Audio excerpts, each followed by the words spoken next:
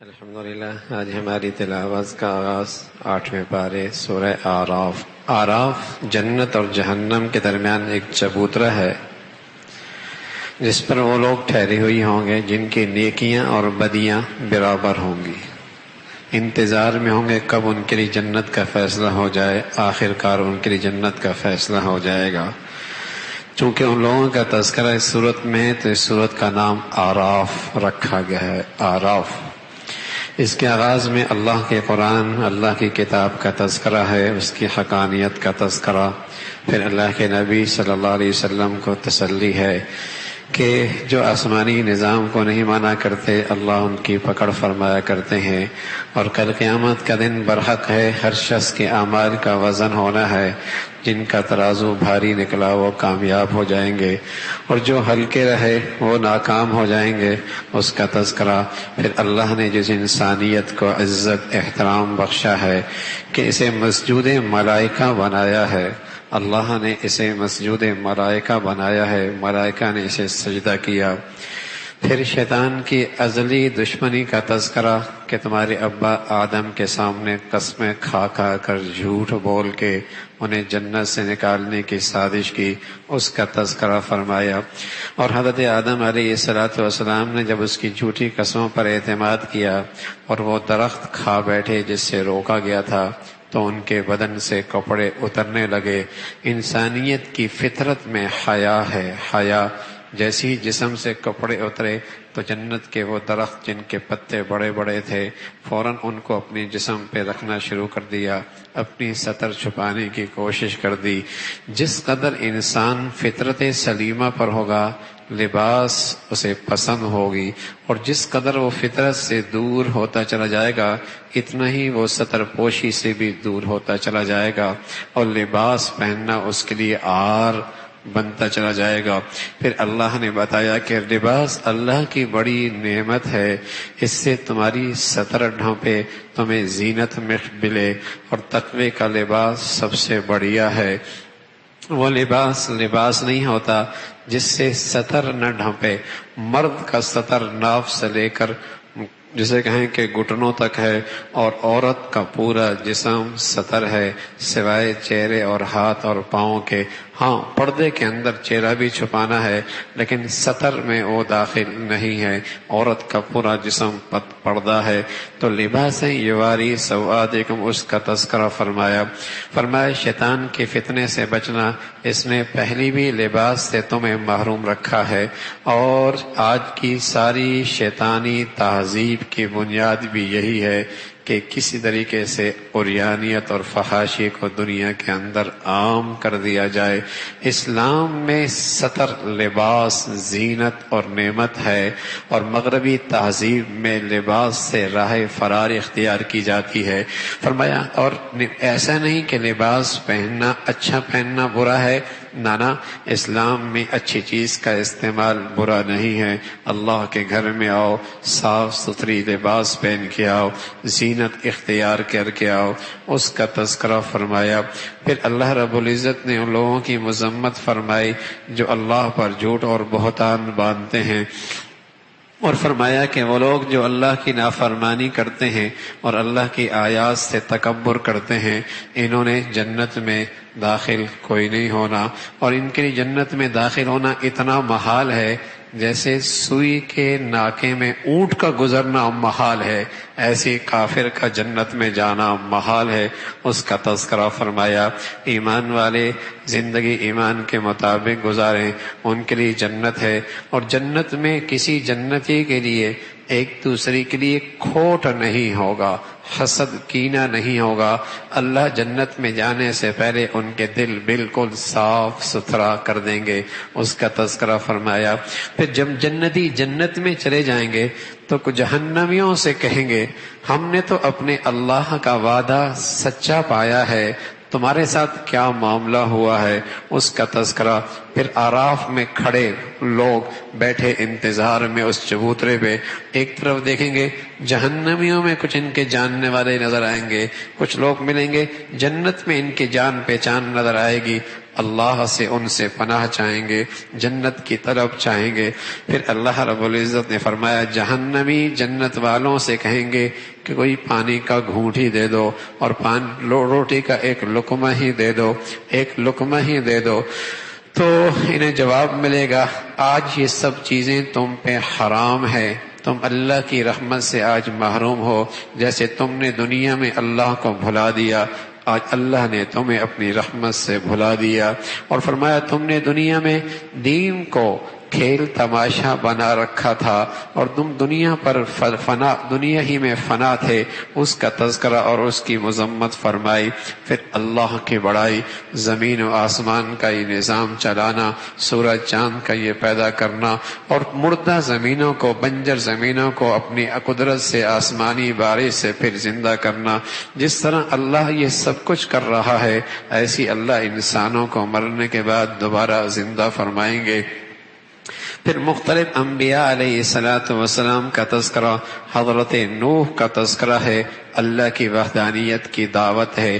قوم عاد کی طرف وَإِلَىٰ عَادٍ أَخَاهُمْ هُودًا، حضرت ہود آئے، اللہ کی وحدانیت دی، اور قوم عاد بڑا لمبا جسم رکھنے والی اور مضبوط طاقت رکھنے والی، یہاں تک کہ لمبے قد، بڑھاپا 300 سال تک بھی نہیں آتا تھا، کمر نہیں جھکتی تھی، 300 سال تک بھی بال سفید نہیں ہوتے تھے، ایسی صحتیں، جوانیاں، لیکن وقت کے نبی کی دعوت کو ٹھرایا، اللہ رب العزت کی پکڑ آئی اور دنیا کے لیے ان کی کہانی تماشا بن گئی، اس کا تذکرہ۔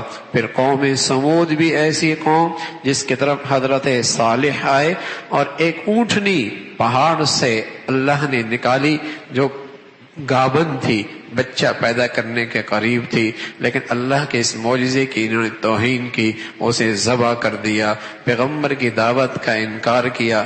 ایسی مضبوط قوم پہاڑوں میں گھر بنایا کرتی تھی، پہاڑوں میں گھر بنایا کرتی تھی، اللہ نے اسی بھی ہلاک فرما دیا، اس کا تذکرہ۔ پھر قوم لوط جو بے حیائی اور فحاشی میں ساری انسانیت میں سب سے آگے تھی، اپنی شہوت مرد مردوں سے پورا کرتے، عورتیں عورتوں سے پورا کرتی، ان پر اللہ کی طرف سے ایک عجیب عذاب آیا، آسمان سے پتھر برسے، ہر ایک کا نشان زدہ پتھر تھا، سر سے لگتا، جسم کو چیرتا ہوا زمین پہ چلا جاتا۔ فَسَاءَ مَطَرُ الْمُنذَرِينَ، بہت بری بارش تھی جو ان پر برسی ہے ان کی بے حیائی اور گندگی کی وجہ سے۔ پھر قوم مدین کا تذکرہ ہے، حضرت شعیب علیہ السلام نے اللہ کی انہیں دعوت دی اور تلقین کی، ناپ تول میں کمی نہ کرنا، لوگوں کا حق پورا لو اور لوگوں سے حق پورا لو، اور جب دینے کی بات ہو اس میں کوتاہی اور اس میں چوری کرو، اس کی مذمت فرمائی۔ قوم کہنے لگی تم بڑے پارسا بنتے ہو، ہم تمہیں اپنی بستی سے نکال دیں گے، اس کا تذکرہ۔ پھر اللہ کی پکڑ اس قوم پر بھی آئی۔ پھر حضرت موسیٰ علیہ السلام کا تذکرہ، جنہیں اللہ نے غیر معمولی معجزے عطا فرمائے تھے، لاٹھی اژدہا بن جاتا، اپنا ہاتھ نکالتے اس میں روشنی پھوٹنے لگتی۔ جب یہ معجزہ لے کر فرعون کے پاس گئے اور فرعون کے سامنے یہ معجزہ دکھا، حضرت ابن عباس فرماتے ہیں رضی اللہ تعالیٰ عنہ، وہ بھاگنے لگا اپنے تخت سے جب اس نے اژدہا دیکھا، تو پھر اسے خیال آیا یوں تو سارے لوگ موسیٰ علیہ السلام پر ایمان لے آئیں گے، تو اس نے اپنے ملک کے ماہرین جو جادو میں مہارت رکھتے تھے انہیں بلایا اور میدان سجایا، اور ساری تماشائی اس میدان میں اکٹھی ہوئی، اور لوگوں کا ہجوم ہوا، اور ان ماہر جادوگروں نے کہا کہ پہلے آپ اپنا مظاہرہ کریں گے یا ہم مظاہرہ کریں؟ تو حضرت موسیٰ علیہ السلام نے فرمایا تم مظاہرہ کرو۔ انہوں نے رسیاں پھینک گئیں، وہ سانپ بن گئے۔ تھوڑی دیر کے لیے موسیٰ علیہ السلام کو خیال آیا، تھوڑے سے گھبرائے کہ سانپ تو یہ بھی بن گیا، میری لاٹھی بھی اژدہا بانے گی، لوگ پھر غلط فہمی کا شکار ہو جائیں گے کہ یہ بھی جادو، یہ معجزہ، فرق نہیں کر پائیں گے، اس لیے کہ ان کی رسیاں بھی سانپ تو بن گئی، بظاہر جادو، آنکھوں سے تو یہی نظر آ رہا۔ حضرت موسیٰ علیہ السلام کو اللہ نے حکم دیا آپ لاٹھی پھینکیں تو صحیح. آپ نے جب لاٹھی پھینکی وہ ایسا اژدہا بنا کہ ان سارے سانپوں کو نکل گیا، سارے سانپوں کو نکل گیا. وہ جادو واقعی اپنی جادو میں مہارت رکھتے تھے. انہیں یقین آ گیا کہ ہمارا یہ مد مقابل جادوگر نہیں ہے، یہ اللہ کا پیغمبر ہے. انہیں یقین آ گیا کہ یہ جادوگر نہیں ہے، یہ اللہ کا پیغمبر ہے. میرے عزیزو، غلط فہمی ہو اور جہالت ہو تب تو ایمان اور ہدایت ملنا بہت آسان ہے، لیکن اگر مفادات ہوں اور تکبر ہو پھر ہدایت نبی کی زندگی بھی دیکھنے سے نہیں ملتی اور نبی کا معجزہ دیکھنے سے بھی نہیں ملتی، اور اپنی آنکھوں سے قرآن اترتا ہوا دیکھیں تب بھی ہدایت نہیں ملتی. تو یہ فرعون ضدی تھا، تکبر تھا، مفاد پرست تھا، مفادات خطرے میں لگ رہے تھے، اقتدار خطرے میں لگ رہا تھا، چودراہٹ خطرے میں لگ رہی تھی، وڈیرا پن خطرے میں لگ رہا تھا، اس لیے وہ انکار کرتا رہا. لیکن یہ جادوگر غلط فہمی کے شکار میں مقابلے پہ آ گئے. لیکن جب ان کے سامنے حق واضح ہو گیا کہ یہ شخص جادوگر نہیں ہو سکتا، یہ اللہ کا پیغمبر ہے، فوراً ایمان لے کے آ گئے. جب ایمان لے کے آئے تو اللہ اکبر، نبی کی صحبت کی برکت سے اور ان کی سچائی کی برکت سے اللہ نے ان کے دل میں ایسا ایمان رچا بسا دیا کہ فرعون کہنے لگا جانتے ہو اس کی سزا تمہیں کیا اٹھانی پڑے گی. کیا کر لو گے؟ بڑے زیادہ سے زیادہ دنیا کی زندگی ختم ہو جائے گی، ہم تو اپنے رب کی طرف لوٹ کے چلے جائیں گے، ہم تو اپنے گھر کی طرف لوٹ کے چلے جائیں گے. کہنے لگے سولی پہ لٹکا دوں گا، سولی پہ لٹکا دوں گا. کہا سب کچھ کر لو اور ہم اپنے رب سے امید رکھتے ہیں اللہ ہمارا خاتمہ اسلام پہ فرما دے. ہاں، ایمان بڑی چیز ہے بھائی، اللہ اس کی حقیقت نصیب فرما دے، اس کی حقیقت نصیب فرما دے. پھر زندگی کا ہر مفاد اس کے مقابلے میں ہیچ ہے. سب سے بڑی چیز زندگی کی مفاد میں زندگی ہوا کرتی ہے نا، جو مال سے بڑھ کر، عزت سے بڑھ کر زندگی ہے. ہاں، تو اس کو بھی اس ایمان کے خاطر قربان کر دینا اور اسے پیش کر دینا آسان ہو جاتا ہے. اللہ ایمان کی حقیقت نصیب فرما دے. تو بنی اسرائیل کا تذکرہ فرمایا کہ موسیٰ علیہ السلام سے کہنے لگے اے موسیٰ، تیرے آنے سے پہلے بھی ہم آزمائش میں، فرعون کی طرف سے ظلم ہمارے اوپر ڈھایا جا رہا تھا، تیرے آنے کے بعد بھی ہمارے اوپر آزمائش کی کہانی گھڑیاں ختم کوئی نہیں ہوئی. اس کا تذکرہ اللہ نے موسیٰ علیہ السلام کے واسطے سے انہیں کہا صبر کرو، اللہ کی طرف رجوع کرو. اور پھر فرعون پر اللہ کی طرف سے آنے والے عذاب کا تذکرہ، مینڈکوں کو عذاب، جوؤں کا عذاب، ہاں، اور جسے کہیں کہ عنکبوت کا عذاب، اور اسی طریقے سے خون کا عذاب. اتنی کثرت سے یہ عذاب ان کے معاشرے اور ان کی زندگیوں میں آئے. جب بھی کوئی عذاب آتا موسیٰ علیہ السلام سے دعا کی درخواست کرتے. پیغمبر بڑا مہربان ہوتا ہے اور بڑا ہی دل کے اندر شفقت اور خیر رکھتے ہیں، دعا کرتے، مصیبت نکلتی، لیکن ان کی زندگی کا انداز نہ بدلتا. اسی کا تذکرہ فرمایا. پھر اللہ نے بنی اسرائیل کا تذکرہ فرمایا. ان پر بھی اللہ نے بے شمار نعمتوں کا سلسلہ جاری رکھا، لیکن عجیب قوم تھی، قدم قدم پہ پھسل جاتی اور ڈگمگا جاتی، اور جسے کہیں کہ اللہ کی نافرمانی پر کمر بستہ ہو جاتی. اس کا تذکرہ فرمایا. حضرت موسیٰ علیہ السلام کو اللہ نے کوہ طور پہ بلایا اور پھر تورات دے دی. تورات لے کے آئے، لیکن قوم ماننے کے لیے تیار نہیں اور پیچھے بچھڑے کی عبادت میں لگ گئی اور اسے اپنا معبود بنا لیا. حضرت موسیٰ علیہ السلام نے اس پہ ناراضگی کا اظہار کیا. حالانکہ اللہ نے اس قوم پر اتنے انعامات فرمائے تھے کہ آسمان کے بادلوں کو ان کے لیے سایہ بنا دیا، پتھر پہ چٹان سے اللہ نے ان کے لیے چشمے جاری کر دیے، پکے پکائے کھانے آسمان سے ان پر بھیج دیے. لیکن ایسی احسان فراموش قوم تھی کہ اللہ نے انہیں ہفتے کی عبادت کی بات کی تو تو اس کے اندر ہیلوں کے ساتھ اس کے اندر مچھلی کا شکار کرنا شروع کر دیا، تو اللہ رب العزت نے کونو قردۃ خاسئین حکم دیا ذلیل بندر ہو جاؤ، اور یہ ساری قوم بندر بن گئی، چند دنوں کے بعد زندہ رہی پھر مر گئی، اس کا تذکرہ۔ پھر اللہ نے ساری انسانیت سے اپنی وحدانیت کا اقرار کروایا تھا، دنیا میں آنے سے پہلے اللہ نے یہ سبق یاد کرایا تھا، کیا الست بربکم، تمہیں پالتا کون ہے؟ دنیا میں آنے سے پہلے یہ سبق یاد کرایا تھا، تمہیں پالتا کون ہے؟ اور پھر عملی طور پر بھی سبق یاد کرایا کہ اماں کے پیٹ میں، ماں کی رحم میں، جھلی کے اندر، پیٹ کے اندھیرے میں تمہیں کس نے پالا ہے؟ تمہیں کس نے پالا ہے؟ پہلے سبق دیا اور پھر عملاً اس کی مشق بھی کروائی۔ لیکن دنیا میں جب یہ انسان آتا ہے، اپنی عقل و دانش پہ اور چمک دمک پہ ایسے ناز ہوتا ہے، یہ سمجھتا ہے میں خود کھاتا ہوں اور خود کماتا ہوں اور اللہ کریم ہے اور اللہ مہربان ہے۔